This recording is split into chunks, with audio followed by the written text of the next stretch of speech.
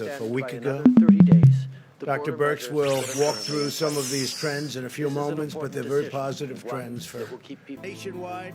We've now conducted over 4 million tests. While we mourn the tragic loss of life, and you can't mourn it any stronger than we're mourning it, the United States has produced dramatically better health outcomes than any other country, with the possible exception of Germany, and I think we're as good or better. On a per capita basis, remember that, on a per capita basis, our mortality rate is far lower than other nations of Western Europe, with the lone exception of possibly Germany. This includes the UK, Switzerland, Belgium, the Netherlands, Italy, France. Spain, for example, has a mortality rate that is nearly 4 times that of the United States. But you don't hear that. You hear we have more death. I want to start today by confirming that Canada and the United States have agreed to extend by another 30 days the border measures that are currently in place. This is an important decision, and one that will keep people on both sides of the border safe. It's another example of the excellent collaboration between our two countries. The agreement is the same terms, just extended for another 30 days. It will ensure that we continue to get essential goods and services back and forth across this border. We're living through an unprecedented public health emergency, and we need to keep responding accordingly. So even as the weather gets nicer, and even in the weeks to come as we start seeing hopeful news, we can't let up. Because if we do, we could lose the progress that we've made.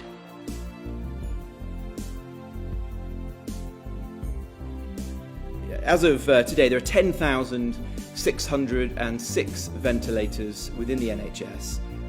As I understand it, 190 of those have come from the new UK suppliers who rose to the challenge that the Prime Minister and the Health Secretary set to British industry to use all of their ingenuity and engineering skills to turn their attention to this task. I think the most important point, and Steve may wish to add to this, the most important point to say is that there is sufficient capacity today in the NHS. There are sufficient ventilators, and although you can never exactly predict the future trajectory of the virus, we're increasingly confident that there will be sufficient ventilator capacity in the NHS in the weeks and months ahead. בזכות האחריות שלכם, אזרחי ישראל, בזכות צוותי הרפואה הנפלאים שלנו שנמצאים יום-יום ולילה-לילה בקו החזית, בזכות ההחלטות והצעדים שנקטנו בזמן, הצלחנו עד עכשיו במשימה זו. בין המדינות המפותחות בעולם, מדינות ארגון ה-OECD, ישראל מדורגת גבוה מאוד בהתמודדות עם הקורונה. שיעור התמותה בישראל ביחס לגודל האוכלוסייה הוא מהנמוכים ב-OECD. שיעור התמותה בישראל בקרב החולים הוא מהנמוכים ב-OECD. ראשית, אנחנו מעלים את שיעור העובדים במקומות העבודה מממוצע של 15% לממוצע של 30%.